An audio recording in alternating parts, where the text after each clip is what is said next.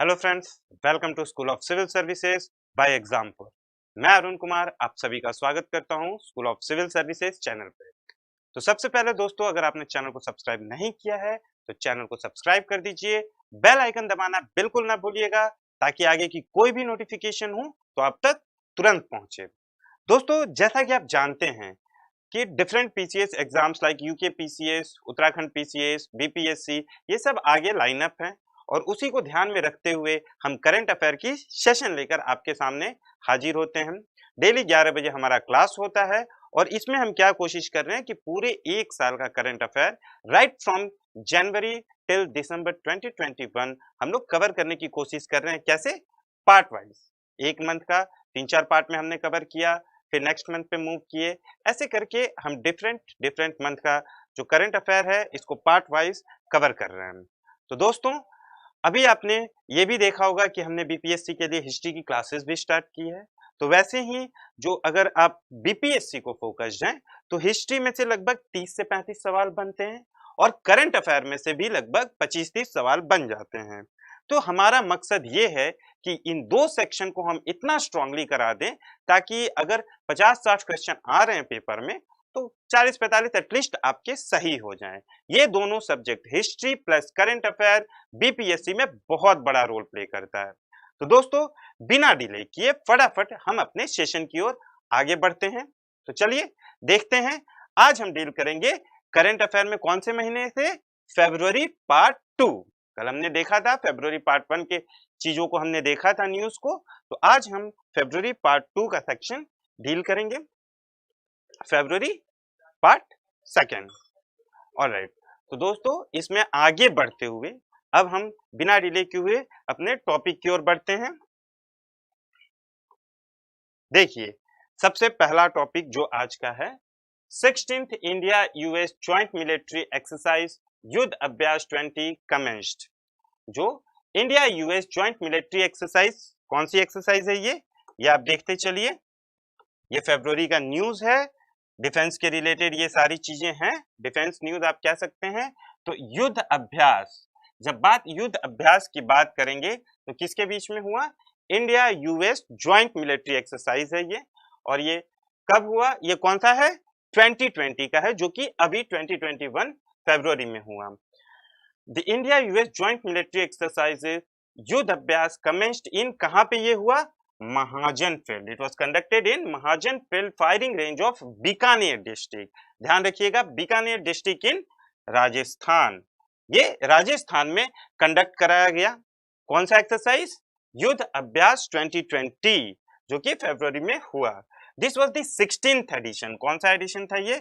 16th edition of annual bilateral joint exercise of both the armies and the previous version of the joint exercise was held at Seattle in the United State. जो इसका previous था, previous वाला जो है वो कहां पे हुआ था? सीटल यूनाइटेड स्टेट में हुआ था। और अभी प्रेजेंट वाला जो है 16th एडिशन, वो कहां पे हुआ?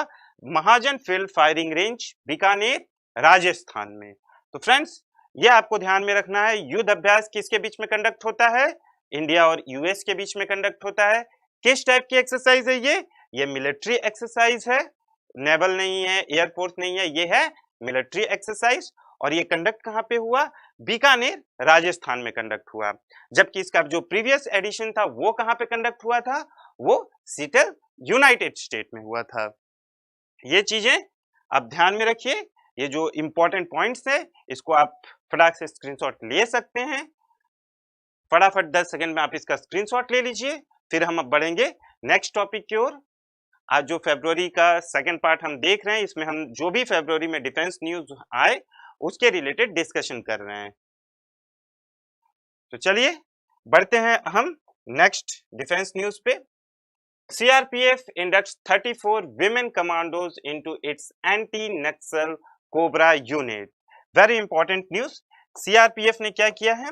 34 विमेन कमांडोज को अपने कोबरा यूनिट में इंड्यूस किया है, इंडक्ट किया है। कोबरा यूनिट क्या करती है? ये नक्सल प्रभावित क्षेत्रों में ऑपरेशंस कंडक्ट करती है और उसमें अब 34 विमेन कमांडोज को प्लेस दिया गया है। आप देख सकते हैं, central reserve police force, inducted 34 women commandos, कितने 34 women commandos into its specialized commando battalion for resolute action. Cobra stand for commando battalion for resolute action unit for the first time during 35th raising day of CRPF's 88th महिला battalion.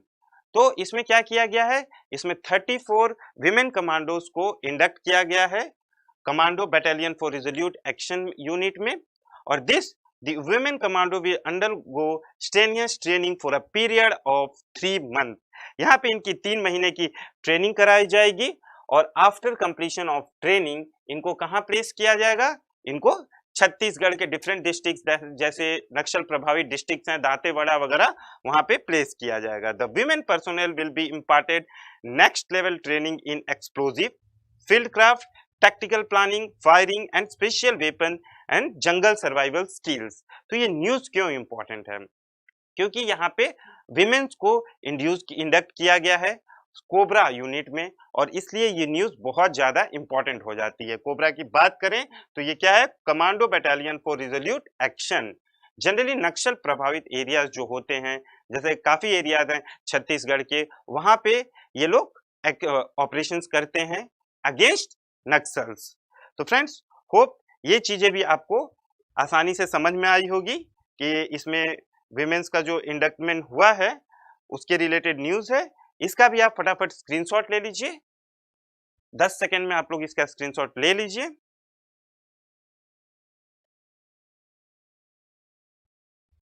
तो hope आपने इसका screenshot ले लिया होगा। अब हम बढ़ेंगे अपने नेक्स्ट न्यूज की ओर। देखिए, अगर बात करें कि इसका स्टार्ट कब हुआ था कोबरा रिलेटेड, ये मतलब यूनिट जैसे इसका रेजिंग कब हुआ था, तो ईयर भी आप याद रखिएगा, it was started in year 2009। जो कोबरा का यूनिट फ्रेम होना और उसके बाद मतलब इनको नक्सल प्रभावित एरियो में प्लेस करना ताकि ये नक्सलिज्म के खिलाफ एक्शन ले सके, उनका कब हुआ था स्टार्ट, ईयर 2009 में हुआ था। नेक्स्ट देखते हैं, इंडिया ज्वाइन ईरान रसिया 2-day नेवी एक्सरसाइज। इंडिया ने ईरान रसिया का नेवल एक्सरसाइज जो है 2 दिन का हुआ, उसमें इंडिया ने ज्वाइन किया और उसके डिटेल्स अभी हम आपके सामने रखते हैं। क्या है, India join Iran and Russia in the naval exercise. इसका नाम देख लीजिए, it is dubbed as Iran Russia maritime security belt. Iran Russia maritime security belt which kicked off in the northern part of Indian Ocean. कहां पे हुआ ये, Indian Ocean में हुआ। Iran Russian maritime security belt को किसने join किया, India ने ज्वाइन किया। आपको बताते चलें ये काफी फ्लेक्सिबल है, इवन चाइना ने भी इसको लेटर ऑन ज्वाइन किया। The drill will cover an area of 17,000 square kilometre, that is 6,500 square miles. It will include shooting at sea and air target and liberating hijacked ship, as well as search and rescue and anti-piracy operation. Different type के यहाँ पे training दी जाएगी, जैसे अगर किसी ship को hijack कर लिया जाता है तो उसे कैसे छुड़ाना है, टारगेट पे हिट कैसे करना है और पायरेसी के खिलाफ काम कैसे करना है, इन सारी चीजों को के लिए यहाँ पे ट्रेनिंग दी जाएगी. The exercise Iran Russia maritime security belt is so flexible that any country could join if they wish to do so. ऐसा नहीं है कि सिर्फ यही 3 फिक्स कंट्रीज हैं, ये मैरीटाइम जो सिक्योरिटी बेल्ट है इतना फ्लेक्सिबल है कि कोई भी कंट्री इसे ज्वाइन कर सकता है. देखने वाली बात क्या है, Iran Russia maritime security belt नाम है. क्या इंडिया ने ज्वाइन किया? हाँ ज्वाइन किया. क्या ये अगर स्टेटमेंट वाइज पूछ दे कि इट इज फ्लेक्सिबल, कोई भी इसे ज्वाइन कर सकता है, तो ये सारे स्टेटमेंट सही हो जाएंगे. इतना आपको ध्यान में रखना है. फटाफट इसका भी आप लोग स्क्रीनशॉट ले लीजिए. ये सब न्यूज हैं, टिटबिट्स आप समझ लीजिए, जिसको हम फटाफट आपके सामने लेकर आ रहे हैं ताकि करंट अफेयर जो फरवरी का है इसे हम पूरा कर सकें. पार्ट 2 है ये हमारा, जिसमें हम डिफेंस न्यूज पे चर्चा कर रहे हैं.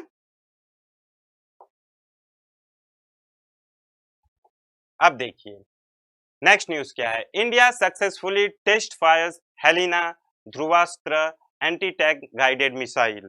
तो सबसे पहले तो आप ऊपर देख लीजिए कि आपको क्या मिल रहा है, हेलिना, ध्रुवास्त्र, क्या है ये, anti tank guided missiles. Anti tank guided missiles India ने सक्सेसफुली इसको टेस्ट फायर किया है।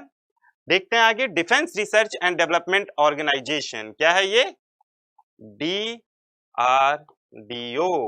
has successfully carried out joint user trial of indigenously मतलब खुद यहाँ पे डेवलप किया हुआ, indigenously develop Helina and Dhruvastra anti tank guided missile. Anti tank guided missile क्या बन जाता है, ATGM, anti tank guided missile from the advanced light helicopter 8। कहां पे ये हुआ, पोखरन डेजर्ट इन राजस्थान। कहां, पोखरन डेजर्ट इन राजस्थान। अब अगर हेलेना की बात करें तो Helina is the army version and Dhruvastra is the air force version, दोनों का ये अलग अलग वर्जन है। Missile system have all weather day and night capability.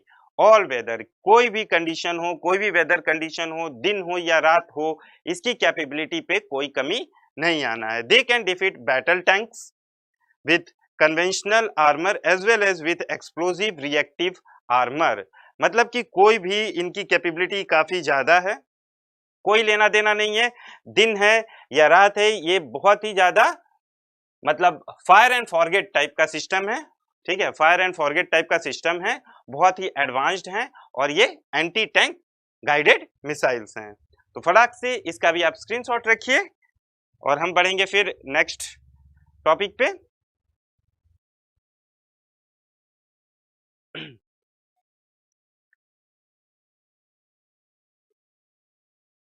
Friends अब चलते हैं हम, नेक्स्ट टॉपिक क्या है, India and Indonesian navies conduct PASSEX exercise. PASSEX exercise, अब इस पे आप ध्यान रखिएगा कि कौन सी पैसेक्स एक्सरसाइज की बात कर रहे हैं, इंडिया प्लस इंडोनेशिया।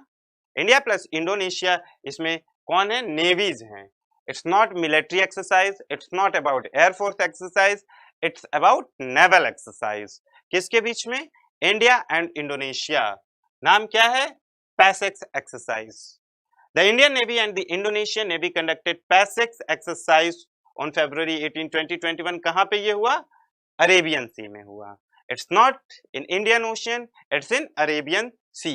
ये भी बहुत ज्यादा इंपॉर्टेंट रहता है क्योंकि कुछ नेवल एक्सरसाइज इंडियन ओशन में होते हैं, कुछ मान लीजिए अगर डिफरेंट कंट्रीज के साथ कर रहे हैं तो वहां पे जो नजदीक में कोई गल्फ वगैरह है तो वहां हो जाता है।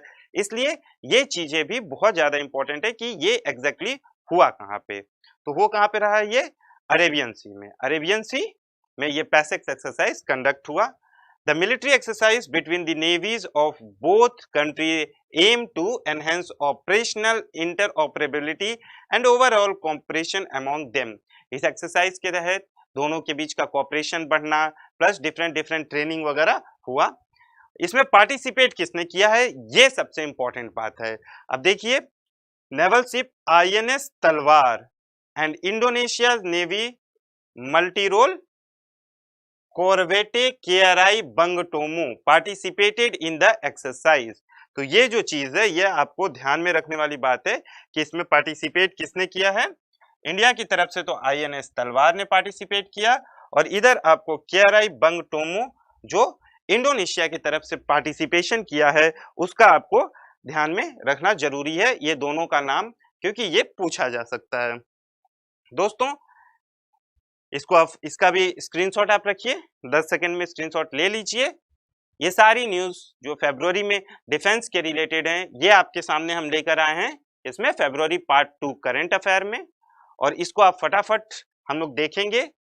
हम ऐसे फिर फरवरी पार्ट 3, 4 और 5 करके फरवरी मंथ वाइंड अप करेंगे, then we will move on to March. ऐसे कर करके हम जनवरी टिल दिसंबर की कहानी खत्म करेंगे।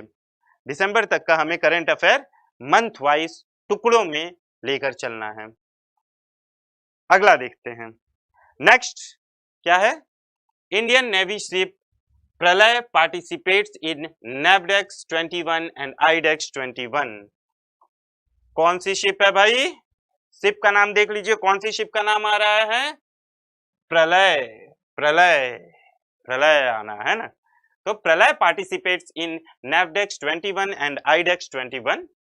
इसकी अगर बात करें तो naval ship Pralaya reached Abu Dhabi in UAE. Abu Dhabi कहाँ? United Arab Emirates, right. तो UAE to participate in naval defence exhibition. ये क्या है? नेवडेक्स क्या है?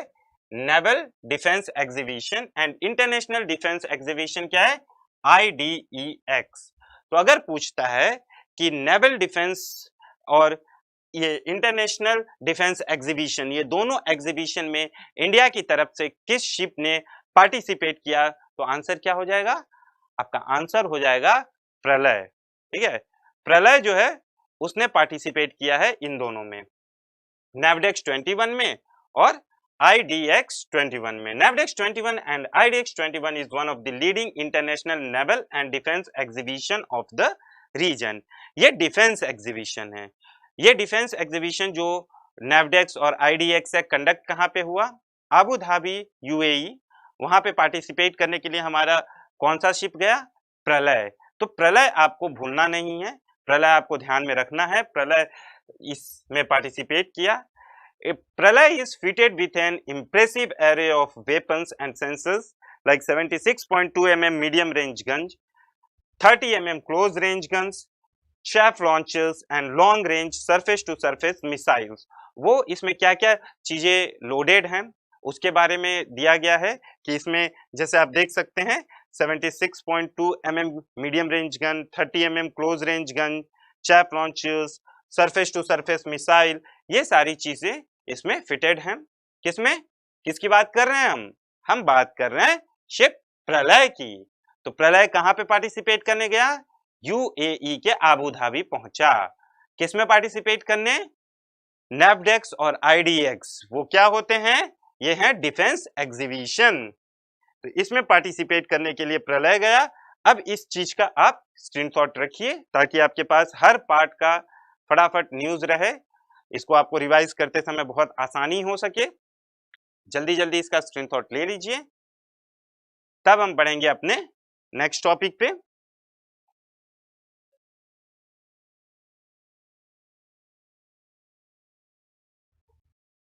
चलिए नेक्स्ट टॉपिक देख लेते हैं। DRDO conduct 2 successful launches of VLSRSM missile system। DRDO ने क्या कंडक्ट किया है सक्सेसफुली? इसने लॉन्च किया है VLSRSM, ये VLSRSM missile system. Defence research and development organisation यानी DRDO has conducted 2 successful launches of vertical launch short range। क्या है ये? Surface to air missile VLSRSAM, surface to air missile. SRSM का आप फुल फॉर्म अगर देखेंगे तो ये आपका क्या बन जाता है? अब देखिए, S stand for short, R for range, S again stand for surface, A for air and M for missile. तो short range surface to air missile, इसका सक्सेसफुली इसको लॉन्च किया है DRDO ने।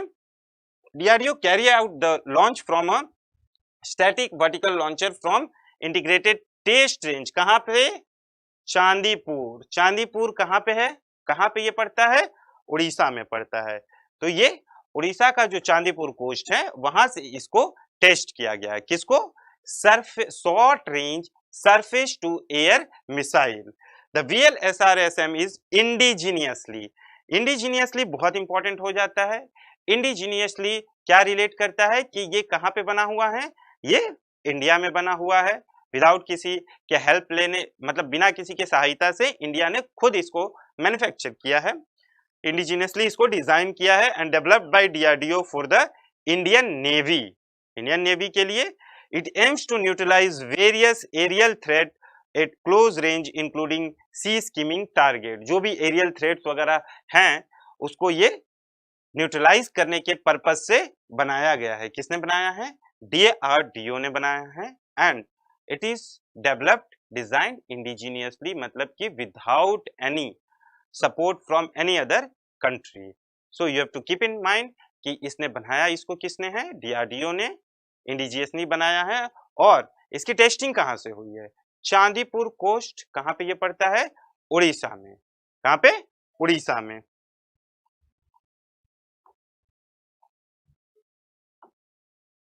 चलिए, तो अब बात करते हैं एलएनटी के बारे में। एलएनटी ने जो अभी क्या किया है, डिलीवर 100 K9 वज्र हॉर्जर। ये देखिए, एलएनटी द्वारा क्या डिलीवर किया गया, 100 K9 Vajra howitzer to Indian army. It was the last one, okay, as per the contract. अब ये आप अब पूछेंगे कि हॉर्जर क्या होता है, तो आप देख सकते हैं यहाँ पे आपको पिक्चर में दिखाया गया है। ये हॉर्जर जो है किसने बनाया है? एलएनटी ने बनाया है। एलएनटी ने इसको डिलीवर किया army chief general Manoj Naravane. अब यहाँ से आप ध्यान रखिएगा कि Manoj Naravane, general Manoj Naravane is present army chief of Indian army, has flagged off 100 K9 Vajra tracked self-propelled howitzer built by Larsen and Turbo। तो लार्सन एंड ट्रूब्रो द्वारा जो ये हॉविट्जर बिल्ड किया गया है, इसे फ्लैग्ड ऑफ किसने किया है? Manoj Naravane. Who is Manoj Naravane? He is present army chief. Second thing important one जो आपको याद रखना है, अगर पूछ देगा कि K9 वज्र है क्या, व्हाट इज K9 वज्र, वो चीज है क्या, तो इट्स नॉट मिसाइल और anything, it's what, it is howitzer. तो ये चीज आपको ध्यान में रखना है कि K9 वज्र है क्या, और ये भी ध्यान रखना है कि किस कंपनी ने इसे बनाया है। कंपनी का नाम क्या है? Larsen and Toubro. Larsen and Toubro at its armoured system complex at Hazira in Gujarat. ठीक है, अब बात करते हैं कि K9 वज्र प्रोग्राम एक्चुअली है क्या।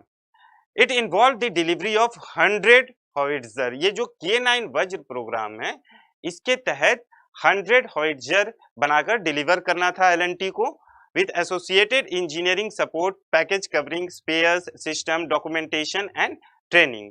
तो K9 वज्र प्रोग्राम के तहत ये डिसाइड हुआ था कि एलएनटी जो है वो 100 हॉविट्जर सप्लाई करेगी इंडियन आर्मी को। It also involves maintenance, transfer of technology to an army base workshop to support the howitzer throughout their operational life cycle। मतलब वहां पे उनके थ्रूआउट लाइफ साइकिल जितना रहेगा हॉविट्जर का, उसको ऑपरेशंस में सपोर्ट करने के लिए भी फैसिलिटीज प्रोवाइड कराई जाएगी। तो ये K9 वज्र प्रोग्राम था सॉरी, K9 प्रोग्राम वज्र प्रोग्राम के तहत 100 हॉविट्जर इंडियन आर्मी को सप्लाई किए जाने थे, बाय हुम? एलएनटी द्वारा। तो 100 यानी लास्ट वन जो है वो डिलीवर कर दिया जा चुका है, और इसे फ्लैग्ड ऑफ कहां पे किया गया? हजीरा में। By whom? General Manoj Naravane. General Manoj Naravane ये है कौन? He is the present army chief. ठीक है, तो अभी आप इसका फटाफट स्क्रीनशॉट ले लीजिए 10 सेकंड में।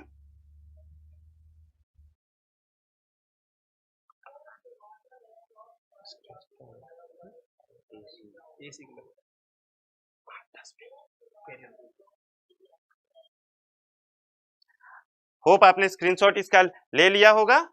अब हम मूव करते हैं नेक्स्ट पे। नेक्स्ट हम देखते हैं ICGS C453 interceptor boat commissioned into service in Chennai. किसके रिलेटेड बात हो रही है? फटाफट आप देख लीजिए। हम बात कर रहे हैं ICGS C453। यह है क्या? यह इंटरसेप्टर बोट है। तो आपको सबसे पहले तो यही ध्यान रखना है कि जो ICGS C453 का नाम आएगा तो यह है क्या? ये इंटरसेप्टर बोट है, ये दिमाग में होना चाहिए। The Indian coast guard ship named C453 was commissioned into service in Chennai. कहां पे? Chennai, Tamil Nadu. And this was the 17th interceptor boat out of 18 which are being indigenously built by Larsen and Toubro। इसका भी ICGS का भी जो है, कौन इसका निर्माण कर रहा है? इसका निर्माण अगेन सेम कंपनी कर रही है जिसने K9 वज्र प्रोग्राम का 100th हॉविट्जर डिलीवर किया। कौन? Larsen and Toubro. Larsen and Toubro delivered C453 boat, interceptor boat। The ship will be deployed to do surveillance of the exclusive economic zone and other duties in accordance with the Coast Guard Charter। This will help in safeguarding maritime interest of India। तो maritime interest of India को ये safeguard करेगा। जो भी problems आती हैं, जो भी दिक्कतें आती हैं, उन सब सारी चीजों को देखने के लिए C453 ICGS का निर्माण किया गया है। ये एक इंटरसेप्टर बोट है और ये सर्विलेंस जो एक्सक्लूसिव इकोनॉमिक जोन है उसका सर्विलेंस करने में बहुत ज्यादा हेल्पफुल साबित होगा। बनाया किसने है? ये 17th है, मतलब अभी एक बाकी है, ये 17वां है। और अगर आपसे पूछा जाता है कि ICGS C453 का निर्माण किसने किया है तो कंपनी का नाम क्या आएगा? Larsen and Toubro. वैसे ही K9 वज्र प्रोग्राम के तहत अगर होइट्जर की बात आती है तो किसने निर्माण किया है? उसका भी निर्माण किया है लार्सन एंड टूब्रो ने। तो ये दोनों चीज आपको याद रखना होगा। इसका अगर लेंथ की बात की जाए तो लेंथ है लगभग 27.8 मीटर, 27.8 मीटर लेंथ है। अगर स्पीड की बात की जाए तो स्पीड आपकी बन जाती है 45 नॉट या 85 किलोमीटर पर आवर की इसकी स्पीड बन जाती है। ठीक है, तो स्पीड इस बोट की कितनी रहेगी? 45 नॉट या फिर 85 किलोमीटर पर आवर, और इसकी जो लेंथ है वो कितनी है? 27.8 मीटर इसकी लेंथ है। तो इसका भी आप लोग फटाफट स्क्रीनशॉट ले लीजिए ताकि आपके अगर रिवाइज करते समय बहुत आसानी होगी आपको, इसलिए फटाफट इसका आप लोग स्क्रीनशॉट रख लीजिए।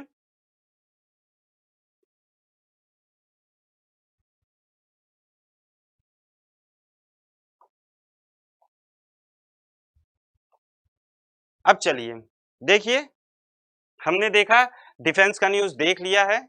अब हम देखेंगे कुछ एप्स और पोर्टल्स जो कि फरवरी में लॉन्च हुए हैं। तो कौन से? सबसे पहले देखते हैं इंडिया टॉय फेयर के बारे में। Government of India has organised क्या? Toy fair. Government of India has organized the India Toy Fair 2021 from 27th February to 2nd March on a virtual platform. Toy Fair क्या कब हुआ?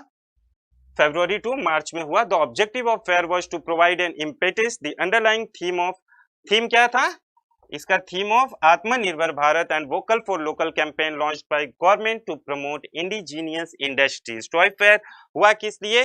ताकि जो toy manufacturing में इंडिजीनियस कंपनियां हैं उनको प्रमोट किया जा सके। It also aim to leverage the potential of toy making learning joyful across ages in education. तो ये टॉय फेयर आपका लॉन्च कब स्टार्ट हुआ? ये टॉय फेयर 2021 फरवरी 2021 से 2 मार्च 2021 तक चला। ये एक सिंपल सा टॉय फेयर है, बस इसके बारे में आप इंफॉर्मेशन रखिए, दैट्स इट। और इसका मेन जो ऑब्जेक्टिव था was to provide an impetus to underlying theme of आत्मनिर्भर Bharat and vocal for local. जो भी लोकल टॉय मैन्युफैक्चरर हैं उनको प्रमोट करने के लिए टॉय मैन्युफैक्चरिंग में बहुत ज्यादा प्रमोशनल एक्टिविटीज की जा रही हैं ताकि हमारा जो चाइना पे डिपेंडेंसी है उसे कम किया जा सके, प्लस जो हमारे लोकल हैं टॉय मैन्युफैक्चरर उनको सपोर्ट किया जा सके। नेक्स्ट देखिए, Rajnath Singh launches e Chhawani portal for online civic service to cantt board. ये ई छावनी सर्विस से आप समझ सकते हैं जो कैंट बोर्ड में लोग रहते हैं। 62 कैंटनमेंट बोर्ड्स हैं हमारे कंट्री में। इसमें जो आर्मी की फैमिलीज वगैरह रहती है उन्हें बहुत सारे एजेंशियल सर्विस की जरूरत पड़ती रहती है, तो उस सर्विस को वो आसानी से उनको प्रोवाइड किया जा सके, इसके लिए किसने? राजनाथ सिंह, डिफेंस मिनिस्टर राजनाथ सिंह ने ई छावनी पोर्टल लॉन्च किया। Defence minister Rajnath Singh recently launched an online portal e Chhawani and mobile app to facilitate ease of living. भाई आसानी से उनका रहन सहन हो सके, ease of living and ease of doing, कोई भी काम वाम करना हो easily, for resident of cantonment board across the country. E Chhawani portal क्या क्या प्रोवाइड कराएगा? Online municipal service to more than 20 lakh citizen across 62 cantonment board of India while sitting at home. जो 62 कैंटनमेंट बोर्ड्स हैं उसमें लगभग 20 लाख के ऊपर जो सिटीजन रह रहे हैं उनको आसानी से घर बैठे काफी सर्विस, म्युनिसिपल सर्विसेज जो हैं वो आसानी से इस पोर्टल के तहत मिल पाएगा। The resident of cantonment areas can register their complaint regarding civic issue and even get their documents like trade licence, sewage connectivity, मतलब जो भी एजेंशियल एक्टिविटीज हैं सर्टिफिकेट्स वगैरह, सीवेज कनेक्शन चाहिए, ट्रेड लाइसेंस चाहिए, तो वो सब इस पोर्टल के तहत कैंटोनमेंट एरिया में रहने वाले जो रेसिडेंशियल्स हैं उनको आसानी से मिल पाएगा, उनको आसानी से एक्सेस हो पाएगा। इसको लॉन्च किसने किया? राजनाथ सिंह, जो कि हमारे प्रेजेंट डिफेंस मिनिस्टर हैं, फॉर्मर होम मिनिस्टर रह चुके हैं ये। जब 2014 में एनडीए की गवर्नमेंट आई थी तब ये राजनाथ सिंह होम मिनिस्टर थे। हालांकि अभी होम मिनिस्टर कौन है? मिस्टर अमित शाह। तो चलिए, ये ई छावनी पोर्टल के बारे में देखा हमने। अब देखते हैं centre launches new instant messaging platform संदेश।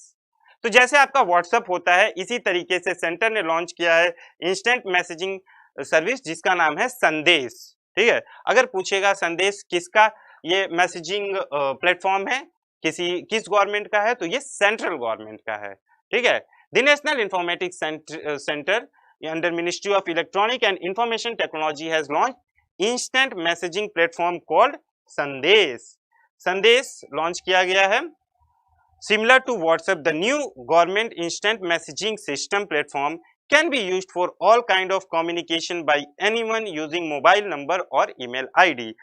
जैसे मोबाइल नंबर का यूज करके आप व्हाट्सएप के थ्रू मैसेज वगैरह कर सकते हैं, तो वैसे ही या तो मोबाइल नंबर या फिर ईमेल आईडी के यूज से आप इस ऐप का यूज, मतलब इस संदेश मैसेजिंग प्लेटफॉर्म के तहत मैसेज वगैरह भेज सकते हैं। किसने लॉन्च किया है? सेंट्रल गवर्नमेंट ने, ministry of electronics and information technology. आप देख सकते हैं ये संदेश का इस तरीके से पोर्टल है, government instant messaging system, sign up, sign in, Sandesh OTP, संदेश वेब, इस तरीके से आ जाता है जब आप ओपन करेंगे तो संदेश अगर पूछेगा क्या है तो ये मैसेजिंग प्लेटफॉर्म है, लॉन्च्ड बाय किसके द्वारा? सेंट्रल मिनिस्ट्री द्वारा। अब देखिए स्नेकपीडिया। स्नेकपीडिया के बारे में देख लीजिए। Snakepedia mobile app launched in Kerala. अगर पूछता है सबसे पहली बात यही कि स्नेकपीडिया मोबाइल ऐप कहां पे लॉन्च किया गया है, किस स्टेट में लॉन्च किया गया है, तो द स्टेट का नाम जो आएगा वो कौन सा स्टेट होगा आपका? केरला। केरला में लॉन्च किया गया है Snakepedia. A team of scientist, doctor and photographers in Kerala have launched a mobile application name Snakepedia. यहां से साफ समझ में आता है स्नेक के रिलेटेड होगा। That will present all relevant information on snake to help public as well as doctor in treating snake bites. Generally होता क्या है, स्नेक बाइट्स में काफी चीजें ट्रीटमेंट के बदले झाड़ फूक वगैरह आदमी करने लग जाता है, जिस वजह से प्रॉब्लम और ज्यादा बढ़ जाती है, इवन दो डेथ तक चीजें पहुंच जाती हैं। तो स्नेक बाइट के रिलेटेड सारा इंफॉर्मेशन आपको स्नेकपीडिया पे देखने को मिलेगा। स्नेकपीडिया लॉन्च कहाँ हुआ है? केरला में लॉन्च हुआ है। And the main aim of the app is to help the public identify snake, avail proper treatment on time for snake bites, bust myth about snake and protect snake as well as snake bite victims. जैसा कि मैंने आपको बताया कि generally झाड़ फूक वगैरह की चीजों को हटाने के लिए लोगों में जो मिथ फैला हुआ है कि भाई ये ऐसे सही हो जाएगा, वैसे सही हो जाएगा, इस चीज को हटा के क्लियर कट शार्प इंफॉर्मेशन उन तक पहुंचे और उनको बचाया जा सके, उनके भ्रम को तोड़ा जा सके, इसी सब पर्पस के ध्यान में रखते हुए आप देख सकते हैं ये है स्नेकपीडिया ऐप। लॉन्च कहाँ हुआ है? स्नेकपीडिया ऐप केरला में लॉन्च हुआ है। ठीक है, ध्यान में रखना है कि स्नेकपीडिया मोबाइल ऐप कहाँ लॉन्च हुआ है? केरला में हुआ है। आप सोचेंगे ये सब बहुत छोटी छोटी इंफॉर्मेशन है, but the thing is that we don't want to compromise. हम हर इंफॉर्मेशन आप तक पहुंचाना चाहते हैं, इसी वजह से हम छोटी से छोटी इंफॉर्मेशन भी आप तक लेकर आए।